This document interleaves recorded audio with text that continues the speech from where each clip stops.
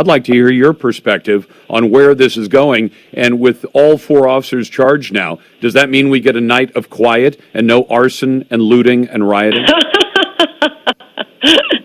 Yes, the looters look like they're really broken up about George Floyd. I've never seen people so joyful and happy. They smash windows and run out with loot.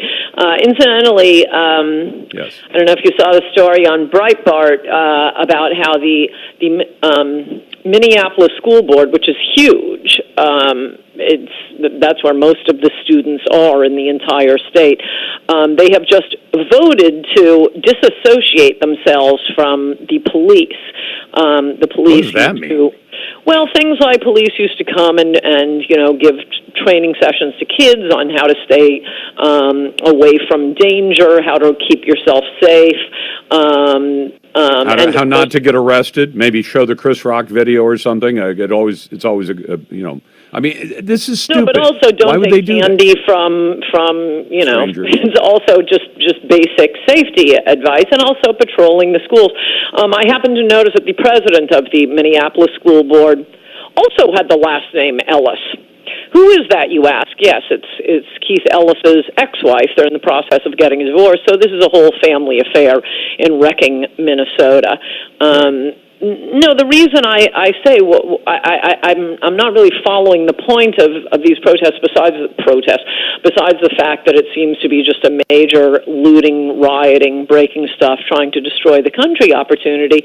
When you keep hearing, our voices will be heard, when every single person begins, even people who are, even conservatives generally, the law and order type, begin by saying, of course, now this cop is dastardly, he's a monster, he should fry in hell, and I have, for those who assiduously follow me on Twitter, I have not taken such a position because I thought I had this crazy idea I'd wait for the facts to come in.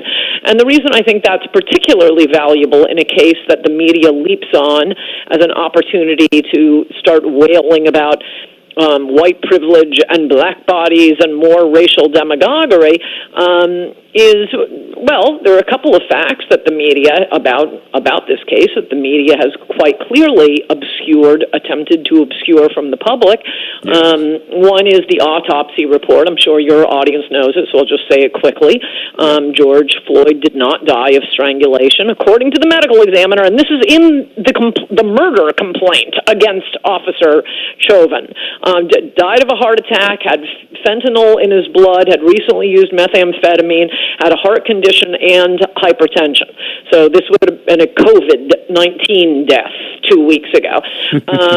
Now, it could still be a murder charge, but wow, has that fact been hidden. And George Floyd, he does seem to have turned his life around. Even I feel a little guilty saying this, but I'm not being paid to report news, and it is news when a man is on trial for murder that George Floyd served 5 years in prison for a home invasion armed robbery, in addition to a string of offenses before that. Now, the media, I did a couple of Nexus searches on this that I included in the column. None of this, of course, has been mentioned on MSNBC. It has been buried, hidden, barely mentioned on any network.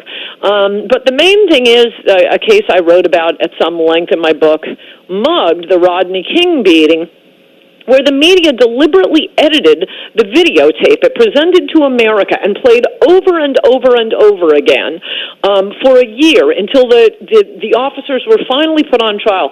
I got to say, Lars, I do not understand the lawyers for these police officers saying, no, let's hold that for trial. No, do you people understand your clients are being crucified in the media? I mean, luckily for Darren Wilson in Ferguson, remember it was his girlfriend, or I don't know, somebody produced that tape of Gentle Giant Big Mike, knocking over the liquor store 10 minutes before his encounter with the policeman. That really helped people's impression of what's going on. Well, what we don't see in the George Floyd case is the same thing that was edited out of the video in the Rodney King case.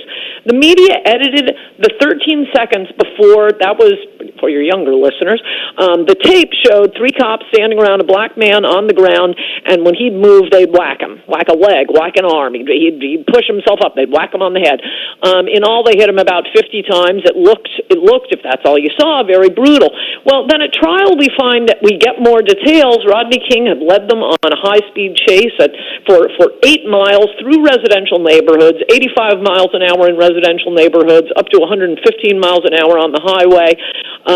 His 2 black passengers got out of the car and lied down on the ground, as the officers instructed. They went home without a scratch that night.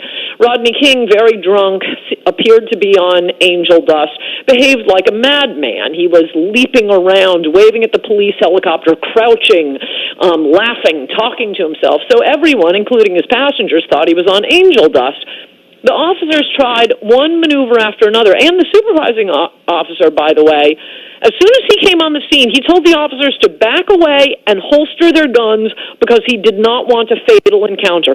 So they slowly escalated force to try to subdue Rodney King, who was very strong. Another reason they thought he was on angel dust. He was about 6'4", 240 pounds, something like that. At one point, the 4 officers, they have a plan.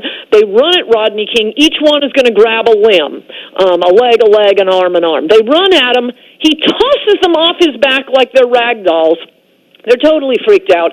Shoot him with 2 tasers. No effect. So this was in a series of escalating actions. The last one that finally subdued Rodney King, put him in cuffs, sent him to the hospital. Everybody emerged alive. When the jury saw that, and when liberal reporters saw that, I mentioned Roger Parloff. He's a Harvard-educated lawyer, wrote for American Lawyer. I don't know if he still does. I don't know if that magazine exists.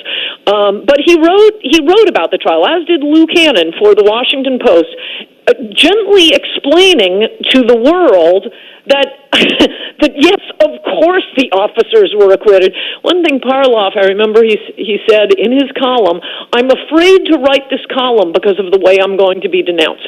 And that's how people feel right now about Darren Chauvin and George Floyd. If you raise any questions about whether Darren Chauvin is the most guilty human being who should get the death penalty, tomorrow, you're just sitting back waiting to be attacked by the social justice warrior woke crowd.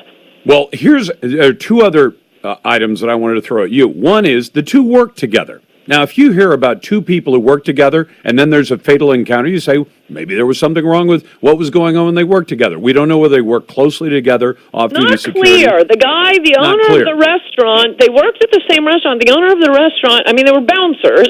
Yeah. Obviously, Chauvin had a job. I don't think that is clear yet, that they even knew one another, the owner himself, unless it came out today. No, they may not, but when I brought this up... They may not have encountered one another. Yeah, but they may not have even encountered, or they may have had bad blood, and that may have played a role in this.